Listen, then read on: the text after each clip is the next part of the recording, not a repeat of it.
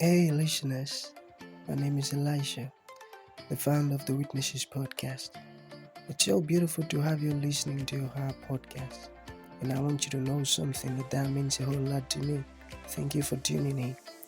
And one thing I love to tell all of our listeners is it's not just about you listening, but listening to understand.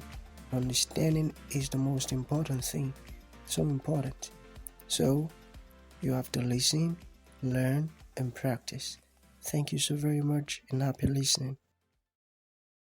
Juan, it's nice to have you on the show. How are you doing today? I'm doing good. Thank you for having me. Yeah, that's so good. You know, oftentimes I love to talk about the essence of this show, which is to invite amazing guests like Juan, who have triumphed over one challenges or another.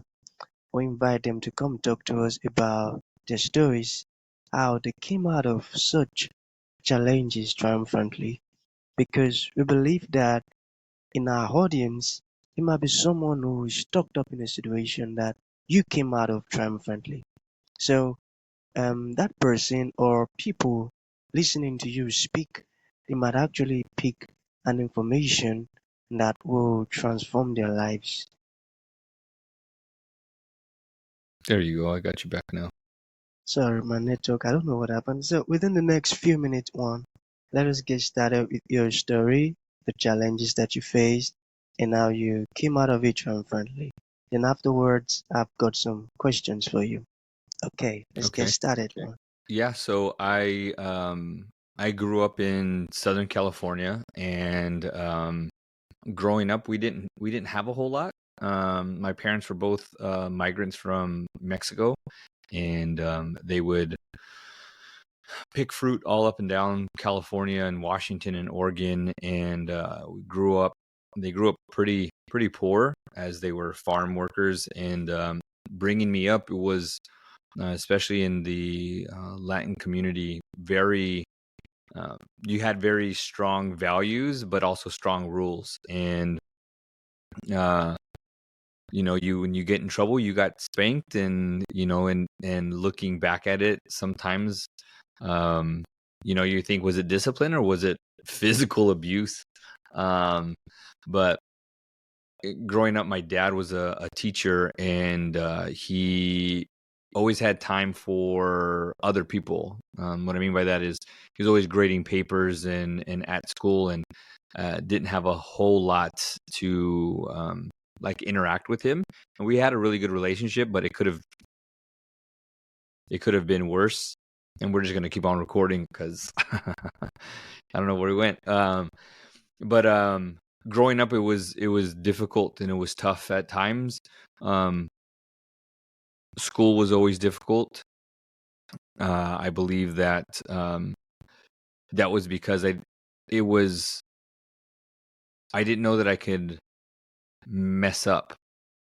If I made a mistake, I always thought that I was going to get in trouble. So I always worked so hard to not get in trouble because I didn't know how I was going to be treated. And so um, growing growing up, I had to make sure that I was doing the right thing because I was so afraid of getting in trouble. And so my parents never taught me that it was okay to make mistakes. And so now that I'm a parent, I tell my kids that it's okay to make mistakes. I mean, we all do, right? We all make mistakes. And so growing up, I'm the youngest of two. I'm the youngest of three children. I had two older sisters, so I never had anyone to really, push me or make me quote unquote tough, right? And so out of high school, I joined the military. I was in the Army for about 10 years. But that military experience taught me some really good things, and then it also had some negative effects on me. So some of the things that I deal with is PTSD. So there's some issues there, and with anxiety and depression. And so I was always the center of attention. We'd go out and go to dinner or have a party, whatever, and it was always, Juan, go do this. Oh, I dare you to do this. Or, Juan, tell them this story. I was always the center of attention. But after the military, um, something just switched and changed, and I wasn't the center of attention. Like I wasn't happy. I was always just real serious. And so it seems like my joy and my laughter got taken away. And then, got married, had 3 boys, and some of those ill effects of the military kind of damaged some of my, the relationship with my wife. So it was difficult, a lot of times with that. And so, those are probably some of the main difficult things that I had to go through, and that I'm still currently going through. Right, it's my life is not perfect. I now speak on a bunch of stages about leadership and how do we become better. How do we leave our past in the past and not keep it right next to us as we move forward? And so it's just something that we need to do. We should always strive to become better and be better, and not take those things from our past, with us. It's like you don't carry the clothes that you just wore yesterday with you and the day before that with you and show up to a friend's house with a laundry full of clothes, right? That would be silly. You put on new clothes, every day, and you leave the dirty clothes at home. You wash them, you take care of them. But I think that's the thing that people need to understand is every single day we get a new day, and we shouldn't take the old things with us into our new day. Lost you again. There you go. So let us begin with the very first question. What are the 7 deadly sins of leadership? The 7 Oh deadly yeah. sins of leadership. Okay. Yeah, so I don't know that we have time to go over all of them, but when it comes to leading, people moving forward and you're leading an organization, there's a couple things that I see that affects a lot of people and in organizations. Is one of them, and not in any particular order, that you can't lead the same if you're having continuous growth. And so one of the times that you think of is organizations start to grow. Either the people grow, the person grows, they get better at doing what they're doing, or the organization grows, they're hiring more people, they're distributing more goods, and so the business is starting to grow. The first deadly sin is you can't lead the same like you used to. So I can't teach the same principles that I used to teach because I've changed. Like I'm better. Like I should be teaching new principles. I should be teaching new things to do. I need to be teaching better than I did the day before or the year before. If we continue to grow bigger, the way I manage 5 staff is going to be different than when I manage 10 staff. When I manage those 10 staff and we grow to 20 staff, I have to lead a little bit different. If you continue to lead the same way that you always have, you're going to lose production, you're going to lose people, and essentially you're going to be left in the past. The second thing, the second one is not wanting to learn from people above you or below you. That also goes a different way in people not wanting to learn from people that are younger than them or older than them. We can learn from everybody. There's times where I talk to my kids and my kids teach me a lesson. There's times where I've learned from my father who's older than me. So there's a big difference in the thought process and the learning process when people say, oh, I don't want to listen to him, he's too old. Or I don't want to listen to them, they're too young, they don't know what the heck they're talking about. There's an old school rapper named KRS-One. And I heard him say the other day that if older people would listen to the younger people, the older generation will become faster around their same generation of people. If younger people learn from their older people, they will become wiser amongst their friends. Like there's a way of learning from both the people above you and below you when it comes to age. But it also can happen from, somebody who's the manager can learn from their CEO, but they can also learn from their staff.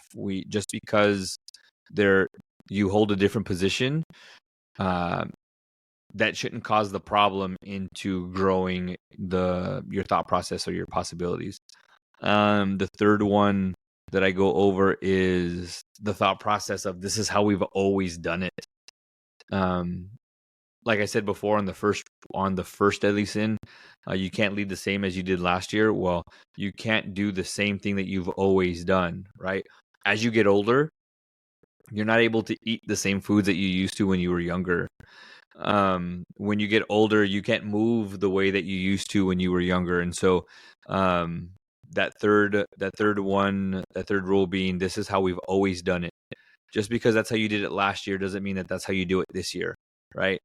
We used to be able to only cook food on over the fire, and then they invented stoves, and then they invented microwaves, and then now they've invented air fryers. Like, there's different ways of doing things. You can't stick with the old way, the way that you did things. And just imagine if we were only able to travel by donkey, camel, or horse, but we have cars now, right? If we always did things the way we used to, we wouldn't progress. And so that third one is this is how we've always done it. And then number 4, because I don't know that we have time to go through all of them, but not having regular evaluations. I think this goes for even personal growth, right? All these things can be for personal growth, and all these things I'm telling you can be for an organization. But if we don't do evaluations, if we just do them once a year, then what happens is at the end of the year, you get told what you do well and what you do wrong. Well, if you get told what you do wrong at the end of the year, then you went 11 months, 12 months doing something bad that you could have changed in the first place. Just imagine if you were able to tell me what I did wrong a month into me working, I would be able to fix those things. And so we have to have regular evaluations over ourselves, over our bosses, over our organization to say, hey, these things are going well. Let's keep on doing these. These things aren't going well. These are the things that you need to change. But if we can do a regular evaluation over our lives, over our job, over our organization, we're more apt to be more successful if we can constantly make positive changes in our lives. I'll save you from 5, 6, and 7 because I don't know how much time that we have. Yeah. Okay. So the second question: how do you balance work and life? You got it? So yeah. So I tell people that they need to there's really no work-life balance. If you're at work, be at work. If you're at home, be at home. I find that an issue in the workplace is when people do personal stuff at work. And the issue at home is that you end up um, bringing work home. And if you're bringing work home, that means you're not spending time with your family, which is your kids or your spouse. So if you're at home, be at home. If you're at work, be at work. We shouldn't be trying to balance. If you think balance, it's the same thing on both sides. Like in a marriage, a marriage is not 50-50. It's 100 and 100. At work, I need to make sure that my whole mind, body, and spirit is at work. When I'm at home, I need to make sure that my mind, body, and spirit is all at work. My kids and my wife don't need me to be the manager at work, at home. They want me to be husband. They want me to be father. They want me to be friend, right? When I'm at work, I don't need to be a father. I don't need to be a husband. I don't need to be friend. At work, I need to be boss, leader, manager, whatever it is. So when we talk about balance, be 100% in what you're doing. And when that's done, cut it off and then be 100% at home. Okay. Are you still there? Sorry, my Yes, I'm Wi-Fi. still I here. don't know what's wrong with it. Okay, amazing. All right. So the second to the last question. Are you ready? Yes, sir. Okay, let's say someone asks you, hey, Juan, how can I grow as a leader? What would your response be?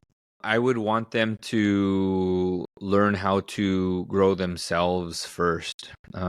You're not able to grow somebody else if you're not able to grow yourself. I think a good example of that is how I think a good example is how am I supposed to ask you or someone else, teach me how to grow a crop or a tree to bear fruit if they haven't done it themselves, right? How am I going to ask you for advice to lead me if you're not leading yourself. So I think the first thing, if they want to be a better leader, they need to, one, lead themselves, but also two, you need to be honest with yourself.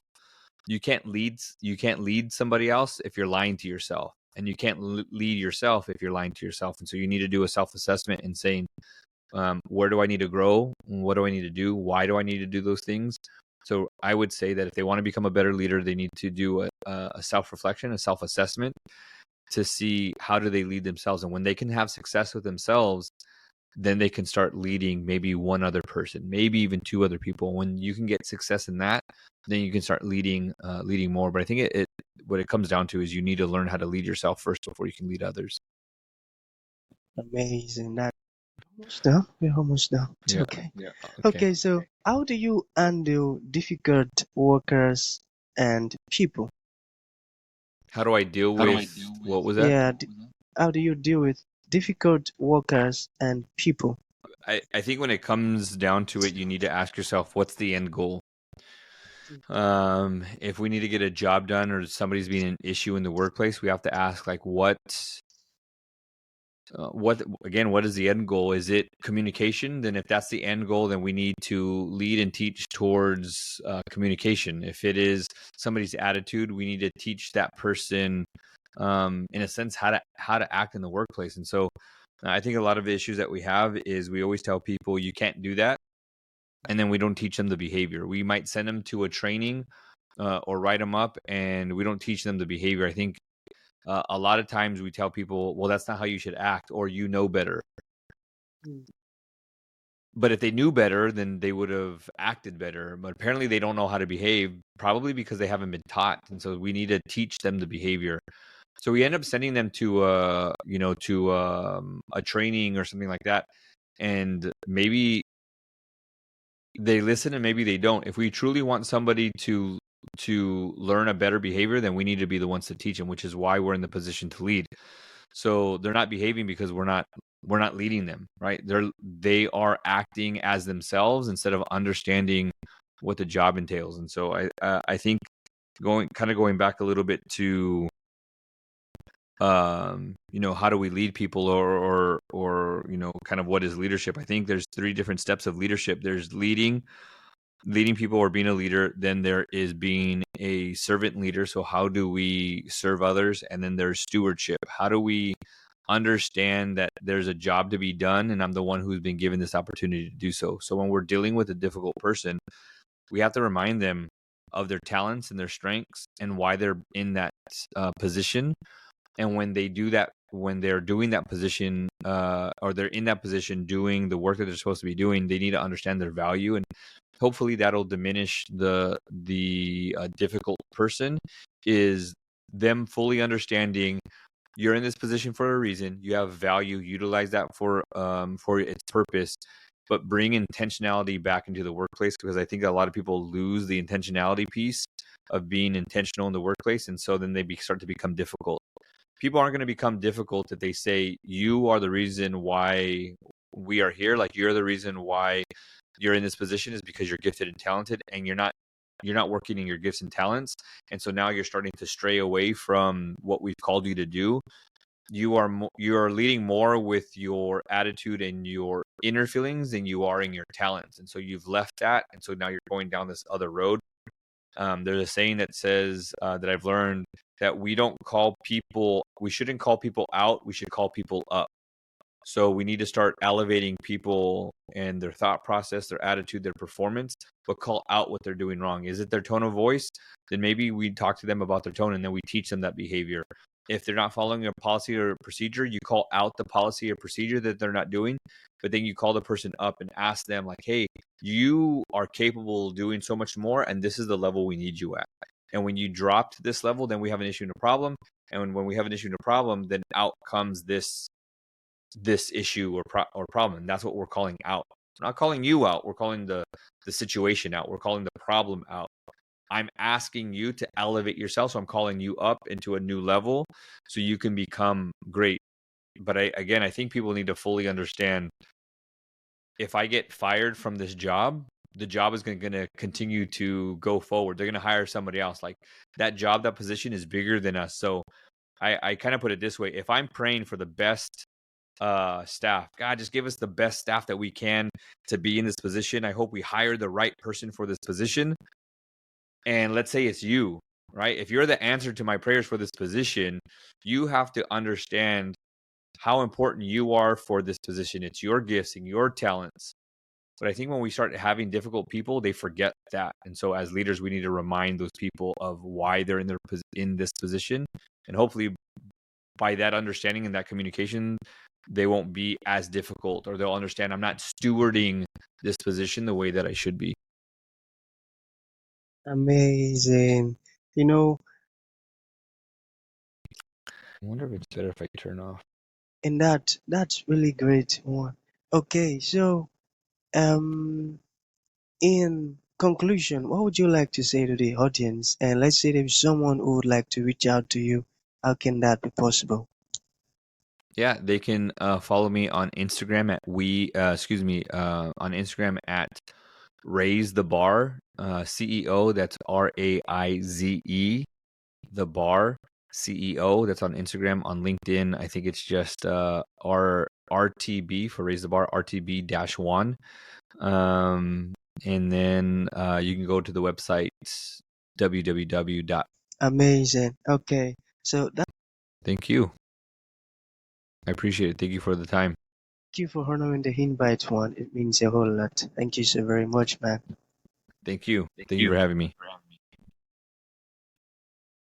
Thank you for tuning in to this incredible episode. Your support means the world to us, and we truly value you.